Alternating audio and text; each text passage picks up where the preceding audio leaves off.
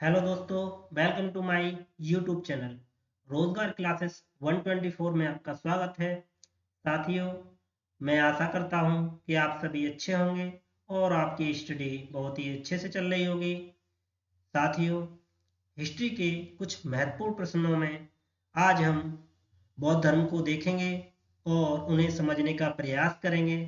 साथियों, यदि यह वीडियो आपको अच्छा लगता है तो please like share and subscribe करना ना भूलें। तो चलिए अपना टॉपिक स्टार्ट करते हैं। पहला प्रश्न है, महात्मा बुद्ध का जन्म निम्नलिखित में से किस स्थान पे हुआ है? ऑप्शन दिए गए हैं, लुम्बिनी, बी है पटना, सी है वैशाली या डी है कौशाम्बी। तो महात्मा बुद्ध का जो जन्म हुआ था वो कपिलवस्तु के गांव लुम्बिनी में हुआ था। तो इसका सही आंसर हो जाएगा ऑप्शन ए, लुम्बिनी। आइए महात्मा बुद्ध के जन्म से संबंधित कुछ महत्वपूर्ण बिंदु देख लेते हैं। महात्मा बुद्ध का जो जन्म हुआ था वो 563 ईसा पूर्व लुम्बिनी नामक गांव में हुआ था। और महात्मा बुद्ध के जो पिता का नाम था वो शुद्धोधन था और ये साक्यगढ़ के राजा थे। और इनकी माता का जो नाम था वो था महामाया। ये कोली वंश की राजकुमारी थी और इनकी जो मृत्यु हो गई थी वो महात्मा बुद्ध के जन्म के 7वें दिन के उपरांत हो गई थी। जिनका लालन पालन पोषण जो किया था वो किया था प्रजापति गौतमी, जो इनकी मौसी थी। ये भी पूछा जाता है कि महात्मा बुद्ध का लालन पालन पोषण किसने किया था? तो उसका सही आंसर हो जाता है प्रजापति गौतमी। महात्मा बुद्ध की जो पत्नी थी उनका नाम था यशोधरा, जिनसे एक पुत्र रत्न की प्राप्ति हुई थी और उसका नाम था राहुल। महात्मा बुद्ध ने 29वें वर्ष में गृह त्याग कर दिया था, जिसे महाविनिष्क्रमण कहा जाता है।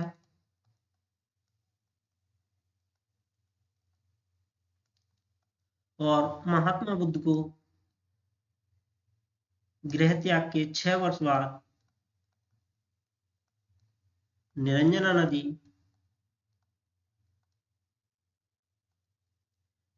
के किनारे पीपल वृक्ष के नीचे ज्ञान की प्राप्ति हुई थी।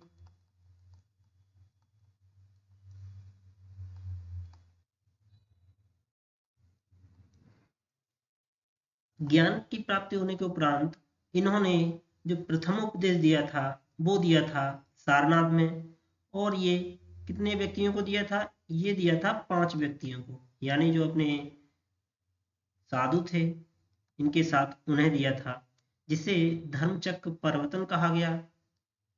और महात्मा बुद्ध ने सर्वाधिक जो उपदेश दिए हैं वो श्रावस्ती में दिए हैं। महात्मा बुद्ध की मृत्यु 483 ईसा पूर्व कुशीनगर में हो गई थी।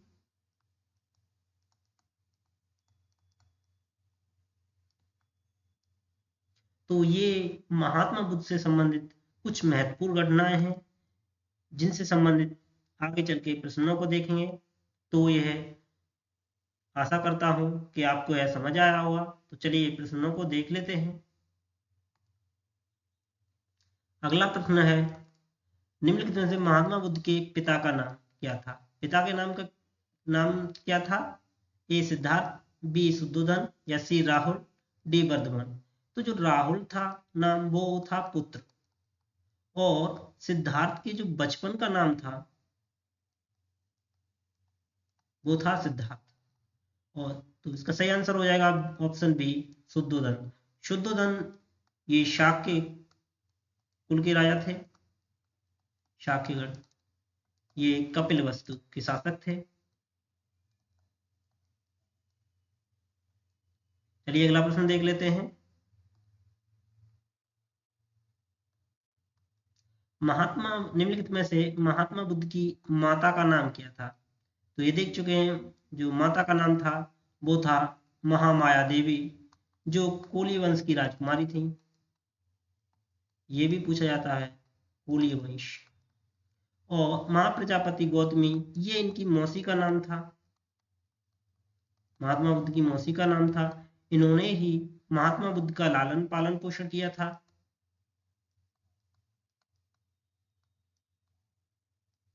यशोधरा इनकी पत्नी का नाम था, जिनसे राहुल की राहुल पुत्र की प्राप्ति हुई थी।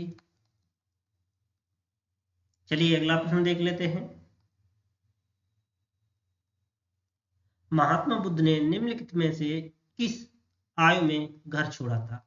तो ये देख चुके हैं, जो महात्मा बुद्ध ने 29वें वर्ष घर छोड़ा था और 6 वर्ष उपरांत इन्हें 35 वर्ष की आयु में ज्ञान की प्राप्ति हुई थी। तो इसका सही आंसर हो जाएगा ऑप्शन डी, 29 वर्ष। चलिए अगला प्रश्न देख लेते हैं। गौतम बुद्ध की मुलाकात अलार कलाम नामक गुरु से किस स्थान पे हुई थी? तो ऑप्शन है ए वैशाली, बी श्रावस्ती, या सी पटना, या डी राजगृह। तो जो अलार कलाम, ये महात्मा बुद्ध के प्रथम गुरु थे, जिनसे मुलाकात वैशाली में हुई थी। तो इसका सही आंसर हो जाएगा ऑप्शन ए, वैशाली। इनके दूसरे भी गुरु थे, रुद्रक्राम गुप्त।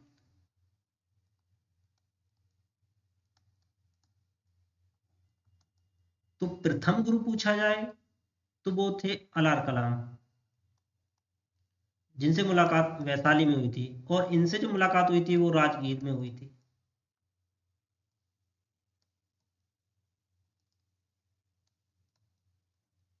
आइए अगला प्रश्न देख लेते हैं। गौतम बुद्ध को निम्नलिखित में से किस नदी के तट पर ज्ञान की प्राप्ति हुई थी? तो जो ज्ञान की प्राप्ति हुई थी वो निरंजना नदी के किनारे हुई थी, 35 वर्ष की आयु में हुई थी।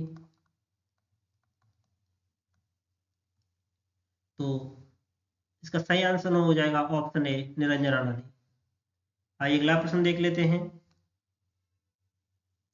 महात्मा बुद्ध ने अपना पहला उपदेश कहाँ दिया था? Option A Sarnath, option B Patna, option C Vaishali, या ऑप्शन डी श्रावस्ती। तो जो महात्मा बुद्ध ने अपना पहला उपदेश दिया था वो दिया था सारनाथ में। तो इसका सही आंसर हो जाएगा सारनाथ। और महात्मा बुद्ध ने सर्वाधिक जो उपदेश दिए थे, क्वेश्चन पूछा जाए कि महात्मा बुद्ध ने अपने सर्वाधिक उपदेश कहाँ दिए थे, तो उसका सही आंसर हो जाएगा ऑप्शन डी, श्रावस्ती में सर्वाधिक उपदेश।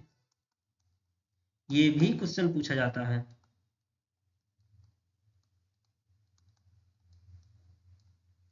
चलिए अगला प्रश्न देख लेते हैं। गौतम बुद्ध की माँ किस वंश से संबंधित थी? तो ये देख चुके हैं, तो इसका सही आंसर हो जाएगा ऑप्शन डी, कोली वंश। पिता जो थे वो थे शाक्य वंश के। चलिए अगला प्रश्न देख लेते हैं। प्रथम बौद्ध संगीति को किसके द्वारा संरक्षण दिया गया था? यानी जो प्रथम बौद्ध संगीति हुई थी वो हुई थी किसके शासन काल में हुई थी? तो उसका सही आंसर हो जाएगा ऑप्शन बी, अजातशत्रु। चलिए इनकी डिटेल्स देख लेते हैं कि कौन सी बौद्ध संगीति किसके शासन काल में हुई थी। तो जो प्रथम बौद्ध संगीति हुई थी वो हुई थी अजातशत्रु के शासन काल में, और यह कहाँ हुई थी? राजगीर बिरहा। और जो इसके अध्यक्ष थे वो थे महाकश्यप, और यह कब हुई थी? 483 ईसा पूर्व। जो पहली बौद्ध संगीति शासक था वो था अजातशत्रु, स्थान था राजगीर बिहार, और अध्यक्ष थे महाकश्यप। तो दूसरी बौद्ध संगीति होती है वो होती है कालाशोक, इसे काकवर्ण भी बोलते हैं, और ये कहाँ होती है? वैशाली में होती है। जिसके अध्यक्ष तो थे वो थे सबकामी, और यह 383 बीसी में होती है या ईसा पूर्व में होती है। तीसरी बौद्ध संगीति जो होती है वो होती है अशोक के शासनकाल के दौरान, और यह पाटलिपुत्र में होती है, जिसके अध्यक्ष थे मोगलीपुत्र तिस। इनको बोलते हैं मोगलीपुत्र तिस, मोगलीपुत्र तिस। और यह 251 ईसा पूर्व के समथिंग हुई थी, कहीं कहीं 250 बीसी भी दिया है। और चौथी बौद्ध संगीति हुई वो हुई थी कनिष्क राजा, और यह कहाँ हुई थी? कुंडलवन कश्मीर। यह किसी के शासनकाल में हुई थी? वसुमित्र। और यह कब हुई थी? प्रथम शताब्दी। तो ये कुछ बहुत संगीतियां हुई थी, और इनको जो ट्रिक के संबंध से याद कर सकते हैं वो ट्रिक है अका अक और राव है पाक। ये इसकी ट्रिक है, यानी ये है शासक, किसके शासनकाल में हुई थी, और ये है स्थान। यानी जो अकाक, आ पहला आक है अजातशत्रु,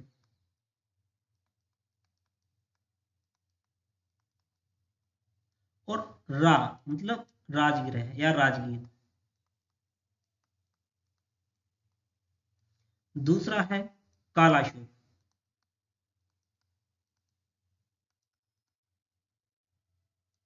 और ये दूसरी जो होती है ये होती है वैशाली। तीसरे हैं अशोक, और स्थान क्या हो जाएगा अशोक का? पाटलिपुत्र। और चौथा है कनिष्क, और कुछ से हो जाएगा कुंडलवन कश्मीर।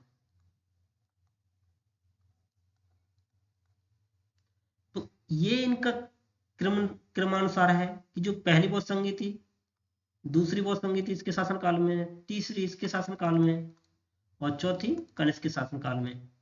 यही उसके स्थान का क्रमानुसार। तो इसे ऐसे भी याद कर सकते हैं। तो चलिए अगला प्रश्न देख लेते हैं। निम्नलिखित में से कौन सा मौर्य शासक बुद्ध धर्म का अनुयायी बना?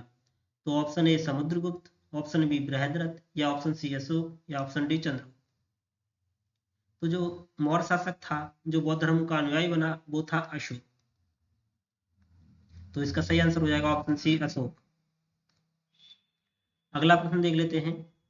तीसरी बौद्ध संगीति किस शहर में आयोजित की गई थी? तो हमने ट्रिक के अनुसार देखा है, जो शहर थे राव है पा, ये याद होनी चाहिए।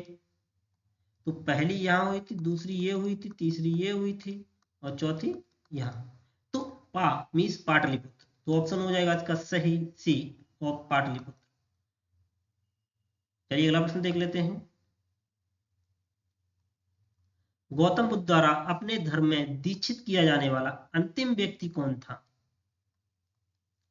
पहला था आनंद, बी है सारिपुत्र, सी है मोगलन, या ऑप्शन डी सुभद्र। तो जो अंतिम व्यक्ति था वो था सुभद्र। तो इसका सही आंसर हो जाएगा ऑप्शन डी सुभद्र। प्रश्न है बौद्ध धर्म में त्रिरत्न का क्या अभिप्राय है?